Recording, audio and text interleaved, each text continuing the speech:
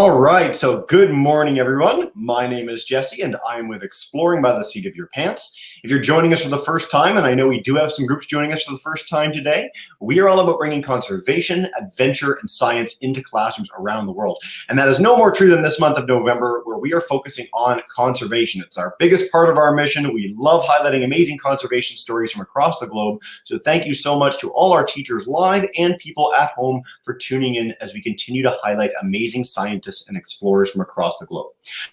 So today I'm really excited. We have a presentation that had a lot of signups for it, a lot of interest in it, and it's from our partner Ocean Wise. So Ocean Wise is based in the Vancouver Aquarium in beautiful Stanley Park in Vancouver, British Columbia, one of the most amazing places in the world if you've ever had the chance to see it or visit in person.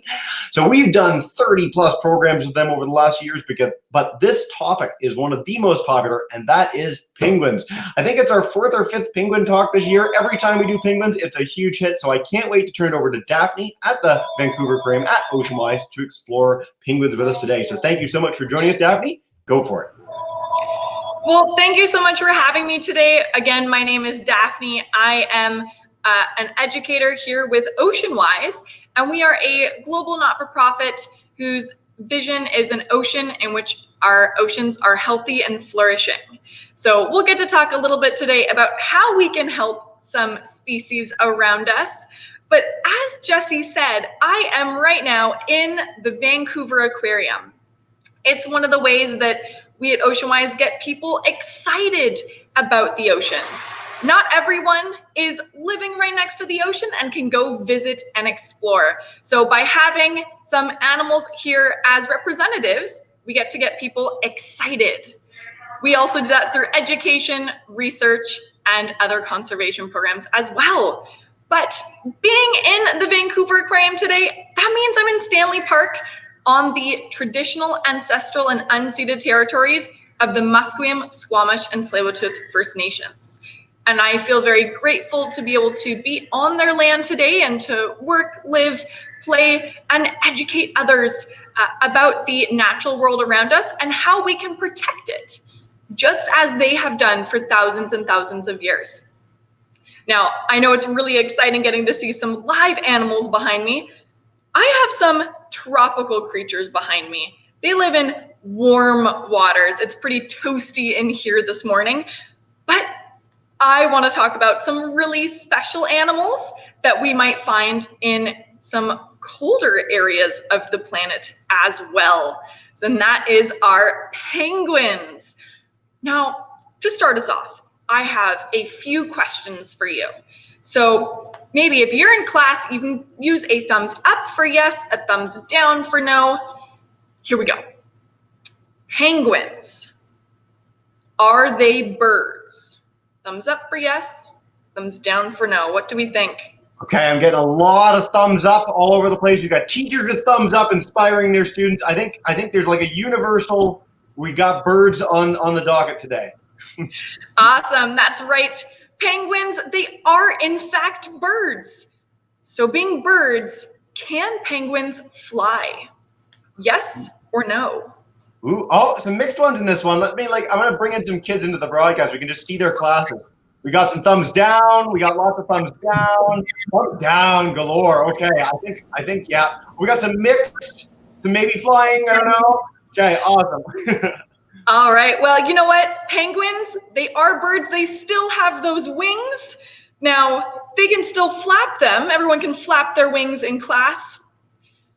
But those wings are actually not made for flying in this case. Penguins, their bones are more dense. They are heavier than other birds' bones, and it makes it impossible for them to fly.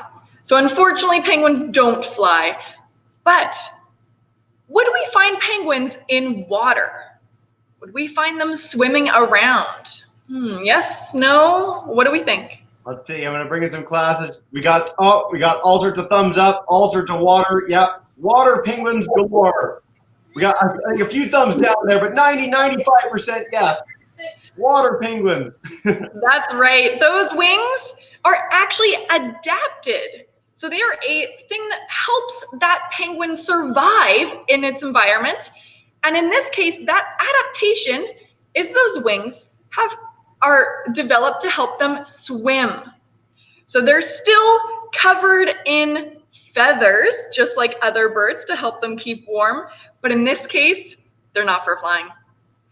All right, but you know what? I always think of penguins as being two colors. What colors could those be? You know what, Ms. Arnone's class, what colors are penguins? You can yell it out. That was my fault. I think we might have got it there. I think we got it. Right? That's right. We're gonna have penguins that are typically black and white. Sometimes they can have other colors, and they also come in lots of different shapes and sizes. So I want to share what these different species of penguins will look like. Let me share my screen here with everyone.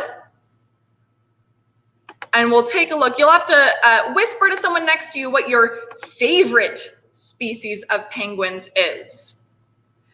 Lots of different types. And you might even see some different colors, maybe not just that black and white that we talked about. Now, we can maybe have one class share some of their favorites. Sure. How about Miss Spencer's class? What do you guys think? What's your favorite penguin in Miss Spencer's class? We like, oh, friends, can we tell them we like the little blue penguin? Little blue. Ooh, okay. Unexpected. I like it. Blue. Amazing. Well, those little blues are some of the smallest species. They're just around a foot tall. They're pretty small there. Does anyone know what the largest species of penguin is? Now let's ask Miss McNeil's class. Miss McNeil's group, what do you guys think of the largest species of penguin? I don't know. Callie, do you have any guesses? She's thinking the king penguin. Penguin, good guess. Let's ask Miss Piercy's class too, what you guys think. Do you want to demute your microphone? And find out Miss Piercy's group what their thoughts are for favorite penguin. Macaroni came in online on YouTube as well. Take your time, guys. They're thinking the Empire. Emperor, okay.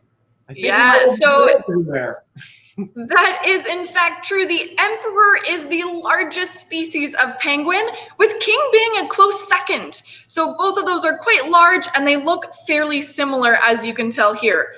But you can also see there's lots of different adaptations or different feathered patterns or even colors that these penguins have.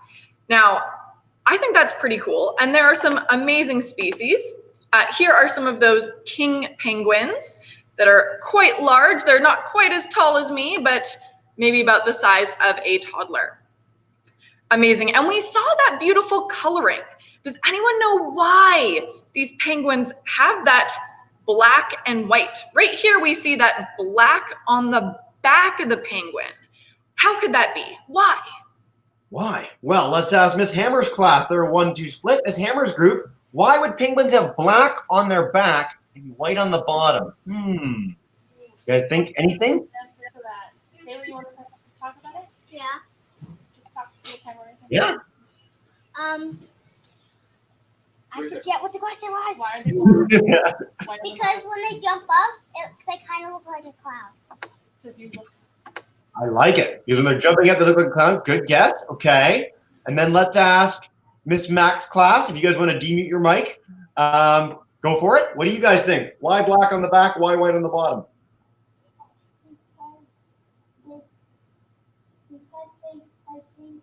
Because so they can hide, and then when they're swimming, Oh, could Miss Mac repeat that a little closer to the camera? so when they're swimming, they're more like camouflage. Is that what you want to say, Ronan? More camouflage when they're swimming? I think that's a pretty good guess. I don't know. What do you think, Daphne? That is true. That black back and that white belly are going to be something that we call counter shading. Counter meaning just, different, and then the shading, the different colors. So if you have black on your back, if there's a predator above you in the water and it looks down, it might look dark. Just like if you saw behind me, it gets darker towards the bottom of the habitat. If you look towards the top of the habitat though, it can look pretty bright from that sun. So if there's a predator below that penguin looking up towards the sky, it sees that white belly blending in with that bright sun. Makes it much, much harder for these penguins to be seen. It also makes them look pretty dapper, I would say. And I've got a pretty cute video of some of our friends that live here at the Vancouver Aquarium. You can tell somebody next to you what sort of behaviors you think these penguins might do or what you're seeing. Now, we have African penguins here at the Vancouver Aquarium. They are sort of in the middle size range, you'll see. But we do have 6 of them here right now, a mix of males and females. But I said South African. That means that these penguins, they don't actually live in a snowy, icy environment. You know what? I always thought that penguins lived in all of the icy places on our planet. But do we have penguins in the Arctic? Yes, thumbs up. No, thumbs down. Penguins in the Arctic. Oh, lots of thumbs up, I see. Thumbs up galore. Oh, some thumbs down in Miss Hammer's class, some thumbs down, but I think mainly thumbs up today between our classes.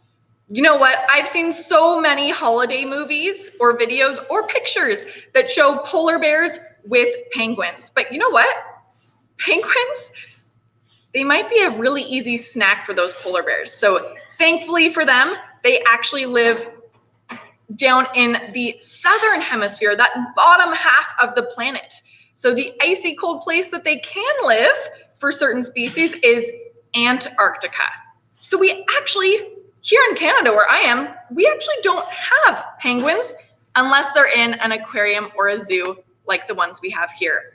So this is what it might look like if you were a penguin living in the Antarctic, just like the emperor and king penguins do, and a few others. And you'll see this is where we can find them.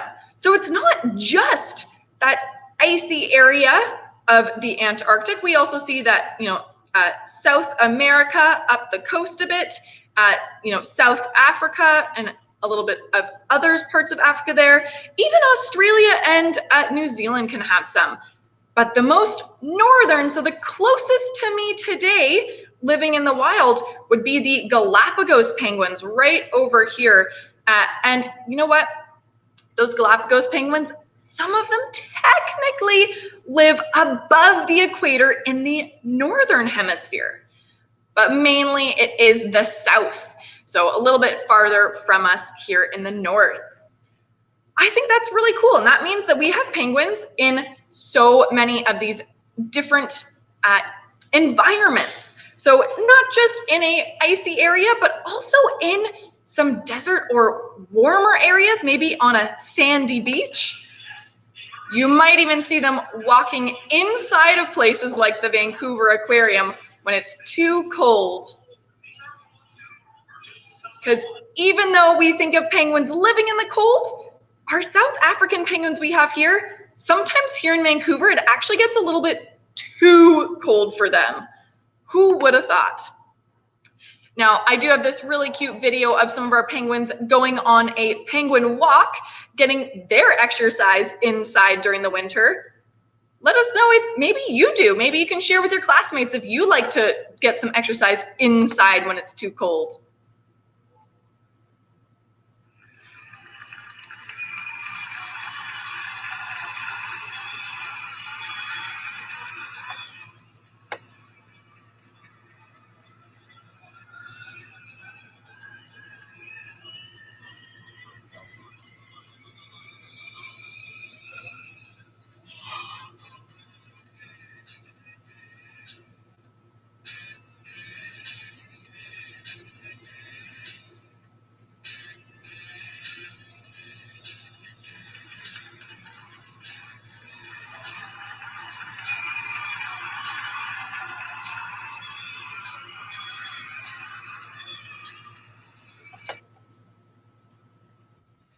All right, so we got to see some pretty cute penguins walking around. You might even hear our guest who has just arrived. So I'm gonna stop sharing my screen here for a minute because I think that you might have some really great questions about these creatures that we are talking about. So I would like to introduce a very special guest. I am just going to move myself here a little bit to make myself easier to share with my screen. We have, I said, 6 South African penguins here at the Vancouver Aquarium, and one of them has decided to say hi today. So we have Lillowet Seashells today, and one of her trainers, Leonora. So I'm gonna just see if we can say hi to them. There we go. You can say hi. You can give them a big round of applause for showing up today. Woohoo! Good girl. Now we bring the penguins around in these little carriers so that we can get them safely to a destination, and it's up to them on if they feel comfortable enough to come out and say hi. It's okay, the light is bright, but she'll come, right? Come on now. You're okay. I know it's a new place, isn't it? I know. I'm so Come on, scared. Jello. Come on. Good girl. Very nice. There you go. Not so sure today. Want me to talk about her? Yeah, so it's pretty cool that we get to have this visitor here today. And you know what, just like you in a new environment, it can get a little bit scary at times. So we'll see if Seashell will come out again to say hi. But Leonora, do you want to just talk about Seashell a little bit? Yeah, definitely. So this is Seashell. She is a female, and she's 12 years old. She was born in a New England aquarium, and then she came here in 2014. So she's been here with us since. It's been pretty amazing to work with these amazing penguins. They are very special species, and we get to learn from them, and we get to train them to do different things. So these guys, they're very small, as you can see, not the smallest species, but they're on the smaller side of penguins. And they actually, we feed them about twice a day. They do eat between 2 and 5 fishes a day. They eat herring, caitlin, anchovies. Good girl, good Seashell. And we also do different training with them. We do physical exercise. They do need it to keep themselves nice and healthy. So if they do have access to water in the habitat, we also do this with them. We take them for walks inside the aquarium in different places, or even outside as well, depending on the weather. Just like Daphne said, it actually, funny enough, it can get quite cold for them in the winter. So when this happens, we just keep them inside, and that's okay too. There she goes. This is her comfort zone, the kennel. This is a completely new area for her. She's never been here before, which is pretty amazing for her to come out of her kennel. She's very brave. There's a bright light here. There's a beautiful turtle. So there's many new things for her, and she's actually coming out of her comfort zone and staying with us for a little bit, but then I give her the choice to go back in if she wants to. That's okay too.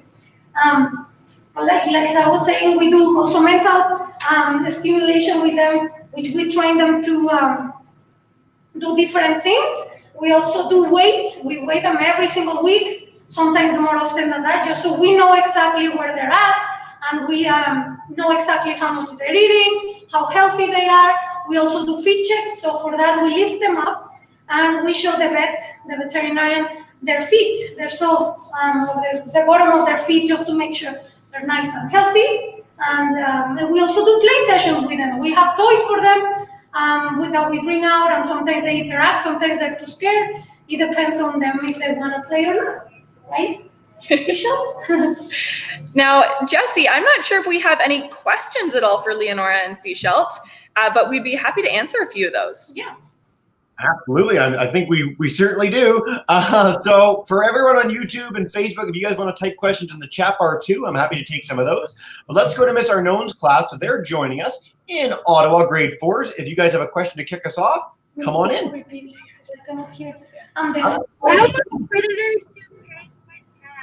What kind of predators do penguins have, guys? What kind of predators?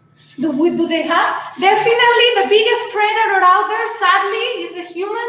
People, they're poaching their eggs, kind of taking away a little bit of their food, a lot of it actually. That would be the main. Obviously, pollution as well. That definitely affects them. Animal predator wise, I would say sharks maybe. There's not really a lot of them that like feathery animals in the ocean, so they're lucky that way. But yeah, definitely humans would be higher up in the list. As is the case with a lot of species, so I'm glad we got a chance to cover that. Miss Spencer's class also joining us in Ontario. They're grade 1. If you guys want to come up for a question, go for it.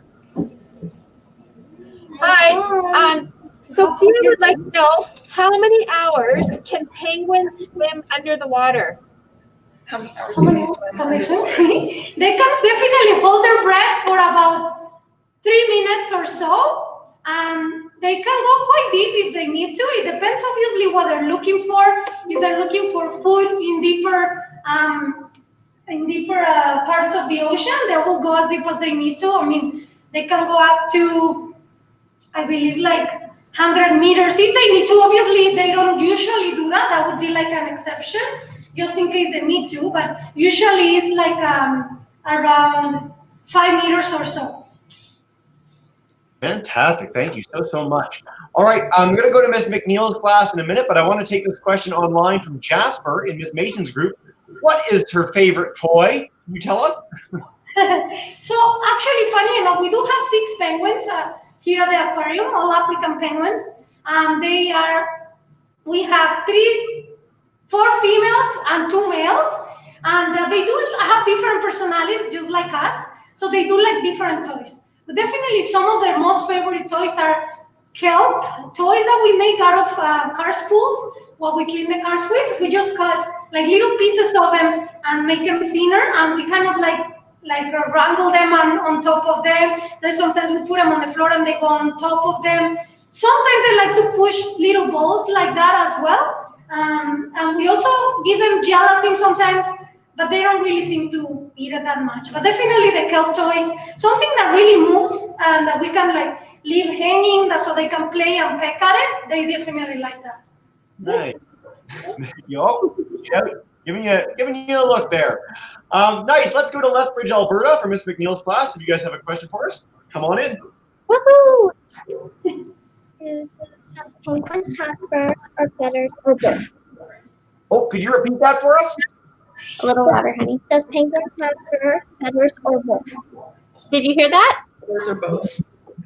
They do have 2 kinds of feathers. So they have the down feathers, which are the ones that go close to their skin, and they have the guard feathers, which is the outside layer of the feathers. So they actually molt once a year. That means they completely change all their guard feathers. They keep their down, obviously. And it is quite funny to watch them molt because they do start molting from the bottom up. So they sometimes at the end of their molt, which takes about 3 weeks, they leave a mohawk. So it's really funny to watch them actually. There's a picture we need to share next time.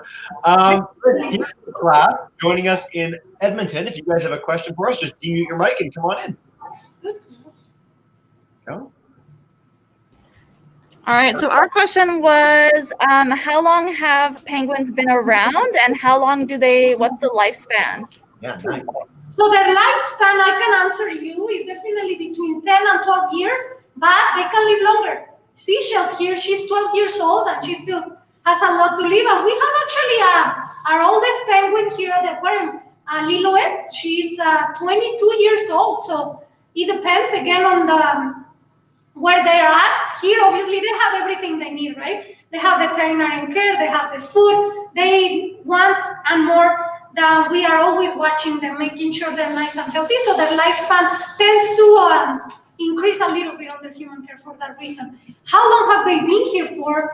I'm not 100% sure. I know they've been here for a very, very long time, but I don't really have an exact number for you. I'm so sorry. That's okay. I'm looking it up as we speak. So it seems to be about 40 million years that penguins have, so the ancestor of penguins about 40 million years ago. I'll try and confirm that as soon as I can, guys. Yeah. Awesome. All right. Miss Hammer's class joining us in Dartmouth, Nova Scotia. Wow, we got a really wide range today. If you guys have a question for us, come on in. Yep, you're good to go. Find Seashell. Where did you find Seashell? Where did you find Wow. Seashells? So actually, her and her other 5 friends that she came with, they were born in New England Aquarium in Massachusetts, and they actually didn't have a lot of space to house them there. So the Vancouver Aquarium said that we could take care of them. Luckily, we got them, and we have had them since 2014. So it's been 6 years that we have been able to work with these beautiful animals and take care of them. So yeah, that's where they come from. Nice. Great answer, guys. All right, we're going to go back to Lethbridge. We have 2 Lethbridge classes today. That's unusual. Welcome in on Miss McDonald's class, Miss Max. Guys, if you guys want to mute your mic, come on up to the camera and ask your question. Go for it. Yes. Hi. Why do penguins waddle? Why do penguins what was the last word? Oh yeah, that's a great question. Why do they waddle? So Yeah. the reason for waddling is actually, I know it looks quite funny and quite cute, but it actually has a reason to preserve energy. So as I don't know if you've noticed, but the actual feathers covers down to almost their heels. So that means that they cannot really make big steps like we do and lose a lot of calories. So by doing smaller steps the way they do, they actually preserve energy and preserve calories, and that way they don't need to eat as much. They can just use a little bit of their calories to waddle like that, and they also swim a lot, so they spend quite amount of time in the water as well. So good question. Nice. Oh, Seashell's coming back out again to say hi. Really close this time. Good job. So this is how we do the lift, actually, you guys, so you can see. We lift them like this. Good girl, sweetie. And they kick their feet out, and then we can check in. Right now she's not kicking, but it's okay. You're such a good girl, Jen. Very nice, sweetie. Good girl. Yeah. Nice. Best special guest of all time. Yeah. I'm going to take a few from YouTube, and then we'll go back to all our live groups for another question. So, coming in Niagara Falls, Alicia wants to know, what type of fish do they eat? Okay, that's a great question. So out in the ocean, they eat several kinds of fish. They eat herring, capelin, anchovies, smelt, silverfish. Here at the aquarium, we do give them mainly herring and capelin. Sometimes we offer anchovies and silverfish as well, but mainly here at the aquarium is herring and capelin. Yeah, awesome. All right. In Miss Valent's class, they want to know, do the penguins play with one another? So that's a great question, actually. And yes, they do interact with one another, not necessarily play, but they do interact with one another. And you can tell they also mate per life, you could say, but also there's exceptions to the rule, right? If one of them playmates passed away, then they can find another one. But they usually play, interact with each other, and you can tell by when they're a couple or partners, it's really cute because they actually preen themselves. That means they clean their feathers to each other. So with their beaks, they'll go and kind of clean the feathers of the other penguin, and they also like kind of shake their heads when they're excited. They also vocalize. They are quite loud. Actually, these penguins are named jackass penguins because they vocalize as a donkey, which is quite funny. You cannot even imagine when you hear them vocalize. They're really loud for being such a small penguin. But yeah, they definitely interact with each other for sure. Nice. By the way, just before we go back to Miss Arnone's class for another round of questions, I've looked up now 3 separate, fairly reputable sites about penguin evolution, and I've got anywhere between 20 and 60 million years. So a long time in the past, no matter what, and the actual date is off in 3 different sites by 20 million years each. So give or take 20 million years here and there. Sorry for that. No, thank you. Miss Arnone's class, come on back in. Oh, could you repeat that again? Sorry. Why are they endangered? Why are they endangered? Yeah, that's a great question too, but as you can think of the pollution, sadly, that is in the ocean sometimes, taking their fish away from them, they cannot really find their food, so they cannot make it. Sometimes, sadly, some people actually steal their eggs, so they cannot make it, and they cannot be born. The species has been like that for a few years now, and it's endangered. So it's actually, their population went down 98%. So they're only 2% left out in the ocean. So we have to be really good at be mindful that we can do a lot of things for them, recycling, reusing, and not putting the trash where it doesn't belong. So let's make sure that you recycle as much as you can. If you can avoid use plastic, that would be fantastic. Bringing your own bag to the market, bringing your own bag so you don't have to take plastic bags anywhere. Using your own straws, like stainless steel straws instead of plastic straws, that also helps a lot for not only these animals, but a lot of different animals out in the ocean. And definitely we can do little by little at home and help our marine life in general. So nice. Great question. A quick note for all our classes, if you want to follow up with a really, really cool talk coming up soon, we got Pablo Borboroglu from the Global Penguin Society who's going to be talking a lot about penguin conservation. We want a nice dovetail into this on how you can talk about penguins. Check out that talk coming very, very soon on our website. All right, let's go to this class. You guys have a question for us? Come on in. Hey, Miss Spencer's group. Oh. To Miss Spencer's group, you guys appear to not hear me. I hope they are. Come on in. Bearcat has a question. Bearcat, come on up. I like the purposeful walk up to the camera. You can take your mask off, Bearcat. Okay. How many years can penguins live? Yeah, life expectancy, guys. For penguins. So they can live between 10 and 12 out in the ocean, sometimes under human care. Like I said, it kind of increase a few years. So we have our oldest penguin is 22 years. So yeah. Nice. All right, another quick question from Megan McCauley Brown. She wants to know, how fast can penguins swim? So that's a great question. They can swim usually around 7.5 kilometers an hour. But if they need to, they will reach speeds up to 37 kilometers an hour. So as fast as you can drive in a 40-kilometer zone per second. Yeah, way, way faster than people. You would not win a race in the water with a penguin in any way. The end of the pool before you even knew what was happening. All right, Miss McNeil's class, come on back in. Let's head back to Alberta. Go for it, guys. Hi. Hi. Let's go. Okay. So our question is, yeah, you're up there. Okay, look at the camera. Magnus, do penguins make a sound? What sound do they make? Quack. He was wondering if they quack. Yeah. Actually, they don't quack. These guys are called jackass penguins, so they actually vocalize as donkeys, quite loud. But no, they don't quack. I'm going to try and find you guys a link on YouTube that I can share in the chat bar for jackass penguins and the sounds they make, so you can check that out later because it's very, very cool. So I'll do that while we're taking the next question. Here's the class. Go for it.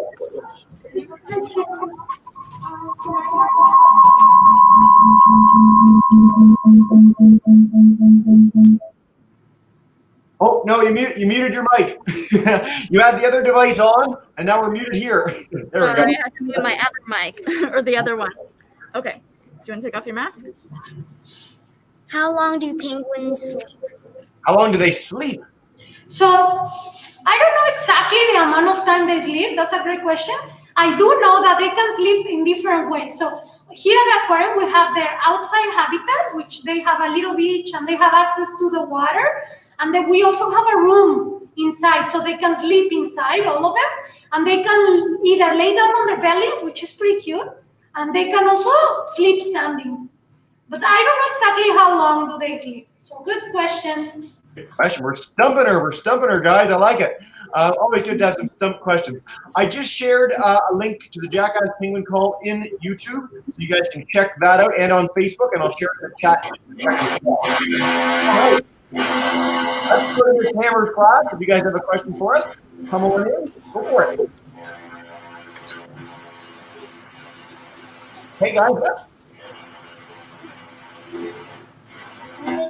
Do they drink the water that we drink?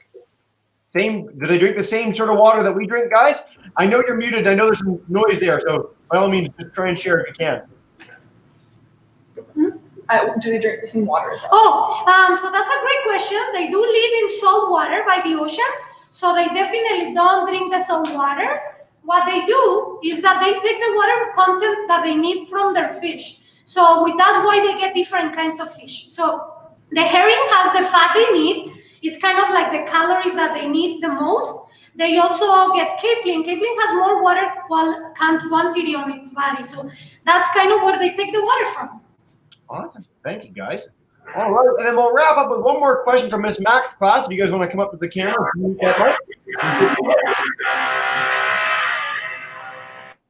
How many types of penguins are there? Yeah, so back to that original point, how many types of penguins are there? So there is around 21 species of penguins around the world, just like Daphne was telling you guys. They all live on the south hemisphere, right? Polar bears and penguins don't know each other. That's a myth. And it's quite funny that everybody thinks of penguin and thinks of cold, ice. Not really. Actually, among those 21 species of penguins, only 4 live on the very Antarctic, very south part of the hemisphere, on the cold weather. These guys, South African penguins, they don't really even know the cold, that cold. They live in the tip of South Africa, so they actually get warm in the summer. Not as warm as here, or not as cold as here, but they still don't even know what snow or ice is. So there is quite a few species of penguins, yeah. Awesome. All right. Guys, this has been so great. I know, again, for all our live classes, thank you so much for joining us today. What I'll do too, and let me pull this up really quick, the education site for Ocean Wise is usually the most intensive and with all sorts of amazing activities for your classes to do of any ocean group, probably in the entire world. So I'll pull that up and I'll put it into a brand new there we go. So I'll bring up the Ocean Wise education site. You can check that out to learn more. Come back very soon for another amazing careers in conservation event with Ocean Wise that we're having, I believe, next week. I'm sorry, there's so many programs happening in November. So come and check that out. Check out our site, exploringbytheseat.com. We also have a really fun penguin coloring sheet for you guys that we'll send to all the classes at the end of the broadcast. So stay tuned for that. And let me pull up this website for you guys and check that out. As I said as well, this coming week, we have another amazing program with Pablo Borboroglu of the Global Penguin Society. So if you want to keep the learning going, check into more penguin amazing stuff, I encourage you to watch that broadcast. So what we do at the end of every session, as Daphne knows, we'll say a big goodbye to the entire team at Ocean Wise and to Seashell, of course. So we'll bring them back into the session, and we're going to bring in all our classrooms. So Miss Arnone, Miss Spencer, Miss McNeil, Miss Piercy, Miss Hammer, and Mr. McDonald. Join us. Goodbye, guys. Go for it. Thanks, everyone.